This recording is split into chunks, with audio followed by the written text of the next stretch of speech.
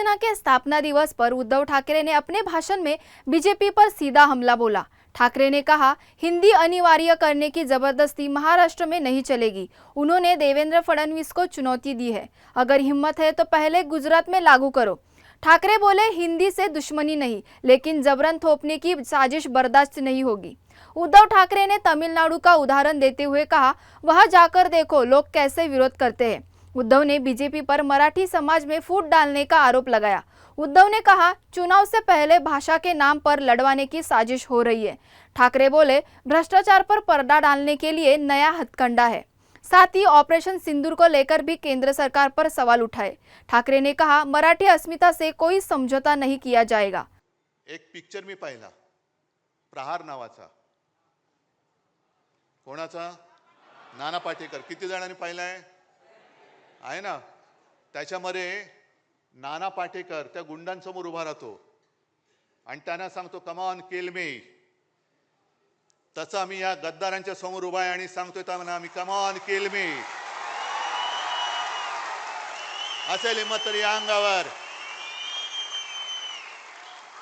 फक्त अंगावर येणार असाल तर एक गोष्ट नक्की करा. अमिताभ बच्चनचा तो पिक्चर होता ना, ॲम्ब्युलन्स घेऊन यायचा, तसा अंगावर माझ्या येणार असेल तर ॲम्ब्युलन्स घेऊन यायची. कारण येताना सरळ याल, जाताना आडवे होऊन जाल. की आपल्याला आता भांडून चालणार नाही. आपल्याला म्हणजे आपल्यात नाही, पण भाजपची जी काही नीती आहे, त्यांनी विधानसभेच्या वेळेला एक ती नारा दिला होता, बटेंगे तो कटेंगे. आपल्याला वाटलं होतं हिंदू मुसलमान तर केलंच, पण आता मुंबईमध्ये विशेषतः हिंदूंमध्ये मारामाऱ्या लावायच्या. मग हिंदी सक्तीची करायची. मग हिंदी सक्तीची झाली, म्हणजे ज्या हिंदी भाषिकांना आपण 92-93 साली वाचवलं होतं तेच आपल्यापासून दूर तोडायचे. हिंदी सक्ती तर होऊ देणारच नाही. करायची असेल हिम्मत तर देवेंद्र करून बघा. हिंदीचं आमचं काही वैर नाहीये, पण सक्ती कशासाठी करता? हिंदी सक्तीची करायची असेल तर तामिळनाडूमध्ये जाऊन बघा ना. नुसतं तुम्ही उच्चार करून बघा काय करतात ते. अजून तुम्ही हिंदी सक्तीची गुजरातमध्ये केली की नाही मला कल्पना नाही. मग गुजरातमध्ये करा ना, तिकडे जाऊन बसा. तिकडे ते काय सुकरेश आहे. आल्यानंतर जी काही पनवती लागलेली आहे केंद्रामध्ये सरकार आल्यानंतर, सगळी कामांची वाट लागलेली आहे. एअरपोर्टचं छत गळतंय, त्या मेट्रोच्या स्टेशनमध्ये पाणी जातंय.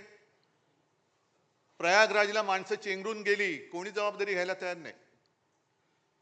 दिल्लीच्या रेल्वे स्टेशनमध्ये माणसं चेंगरून गेली, कोणी जबाबदारी घ्यायला तयार नाही. काल परवाकडे विमान अपघातात गेली, कोणी घ्यायला तयार नाही. रेल्वे अपघातात गेली, कोणी घ्यायला जबाबदारी तयार नाहीये.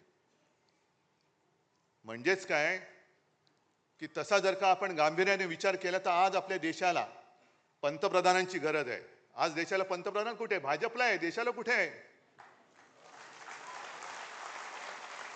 देशाला गृहमंत्र्याची गरज आहे. घरफोडे अमित शहाची नाही. देशाला संरक्षण मंत्र्यांची गरज आहे. गुंडांना संरक्षण देणाऱ्या देवेंद्र आणि राजनाथ सिंगांची नाही. तुम्ही देशाचे संरक्षण मंत्री आहात का गुंडांचे संरक्षण मंत्री आहात? तुम्ही देशाचे गृहमंत्री आहात की तुमच्या पक्षाचे घरफोडे मंत्री आहात?